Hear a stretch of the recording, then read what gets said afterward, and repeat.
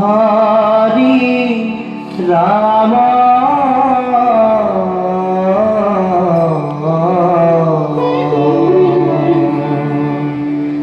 হৰি ৰাম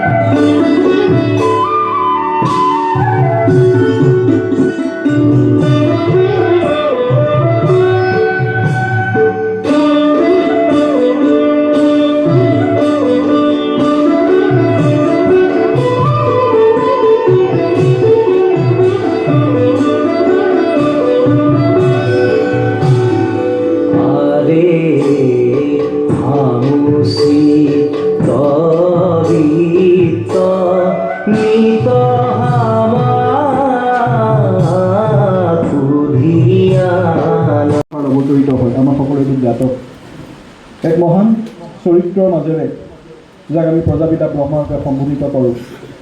সেই প্ৰজাপিতা ব্ৰহ্মাৰ মাধ্যমেৰে এই শ্ৰেষ্ঠতম ৰাজযুগৰ জ্ঞান সংসাৰ মাৰিবলৈ আহিল। এই অনুষ্ঠানে বিশ্বৰ এতিয়া 146খন দেশত নিজৰ সেৱা আগবঢ়াই আহিছে আৰু আপোনালোকে জানি ভাল পাব এই অনুষ্ঠানৰ 25টা প্ৰভাগ আছে। প্ৰভাগ মানে একেখিনি জ্ঞানেই যদি আমি সকলোকে একেৰূপে দিওঁ তেওঁলোকে সেইখিনি বস্তু একেৰূপে গ্ৰহণ কৰিব নোৱাৰিব পাৰে।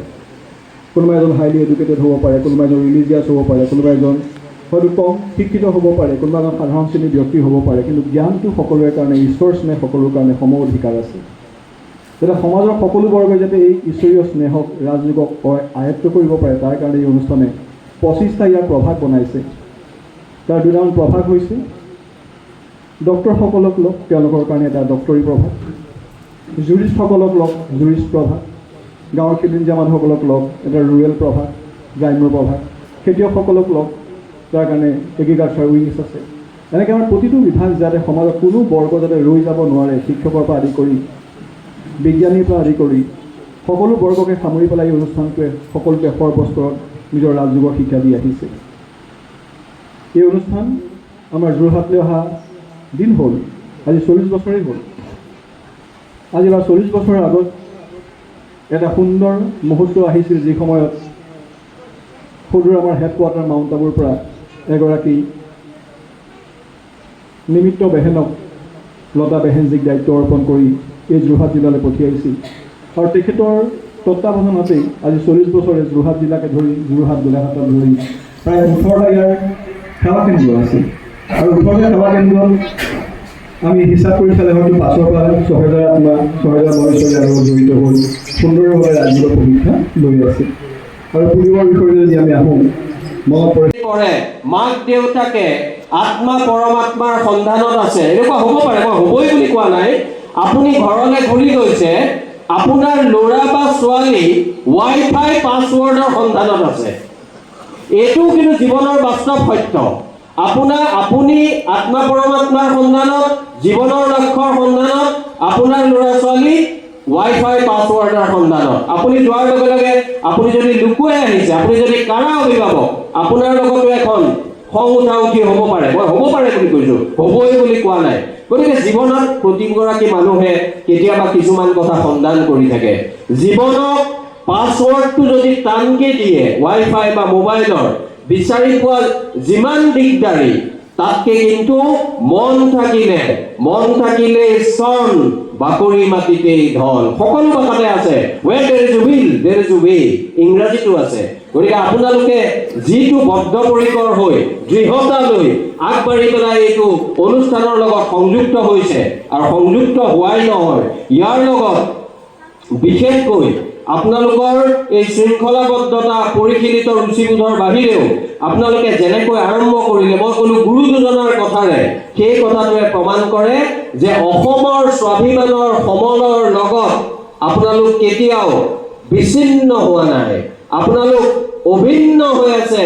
এই অভিন্ন সত্তাটো অসমৰ বাবে আটাইতকৈ গৌৰৱ কৰিব লগা, আমি আচলতে সাহস কৰিব পৰা এইটো সত্তা, এই সত্তাটোক আচলতে প্ৰতিগৰাকী অসমক ভাল পাওঁ বুলি যিসকলে দাবী কৰে, তেওঁলোকে মুখ্যমন্ত্ৰীয়ে হওক, ৰাজ্যপালেই হওক, জিলা আয়ুক্তই হওক, বা কাষৰ স্কুলখনৰ বা থানাখনৰ অফিচাৰ ইনচাৰ্জেই হওক, তেওঁ সেই অভিন্ন সত্তাটোক সন্মান জনাব পাৰিব লাগিব। কাৰণ গণতন্ত্ৰত ৰাইজেই ৰজা, আৰু ৰাইজৰ মাজত এই অভিন্ন সত্তা যেতিয়া অসমৰ ইতিহাসৰ সেই মনীষীসকললৈ, বীৰ বীৰাংগনাসকললৈ আমি দেখা পাওঁ, আমাৰ বুকুত আমি সাহস পাওঁ।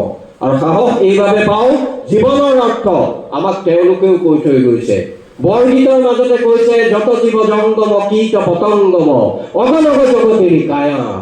তাৰমানে মানৱতাই নহয়, মানৱতাৰ ঊৰ্ধ্বলৈ গৈছে মহাপুৰুষ শ্ৰীমন্ত শংকৰদেৱ, যাৰ সাগৰ শংকা অভ্ৰবেদিক এই ব্যক্তিত্ব, এক অবিস্মৰণীয় মহাজীৱন, অতুলনীয় এক মহাপ্ৰতিভা, আৰু বিস্ময়কৰ অৱদানৰ জৰিয়তে মধ্যযুগত অসমীয়া মানুহক শংকৰদেৱ মাধৱদেৱে যি ভাবিব নোৱাৰা উচ্চতালৈ লৈ গৈছিল, তাৰ তীৰ বিৰণী, তাৰ চিটিকণি যিখন সভাত দেখোঁ, যিখন সভাৰ মানুহে আন্তৰিকতাৰে সৈতে, আত্মিকভাৱে নিষ্ঠাৰে সৈতে অলপ হ'লেও কৰ্ষণ কৰা দেখোঁ, তেনে সভাৰ মানুহৰ ওপৰত বিশ্বাস কৰিবলৈ মন যায়। লব্ধেহ মানুষিং যোনি, মানৱ যোনিত যেতিয়া এটা সন্তানে জন্মগ্ৰহণ কৰিবলৈ আহে, তেওঁ তেতিয়া লাভ কৰে জ্ঞান বিজ্ঞান সম্ভৱ। জ্ঞান হ'ল নিজে কিতাপ পঢ়ি যি পাওঁ, বা অধ্যাপকে পঢ়ুৱাই যি জ্ঞান দিয়ে, তাক কোৱা যায় জ্ঞান। আৰু বিজ্ঞান হ'ল অনুভৱ সিদ্ধ জ্ঞানম বিজ্ঞানম। মোক চিকুটিলে মই দুখ পাইছোঁ, আপোনালোকক চিকুটিলেও দুখ পাব।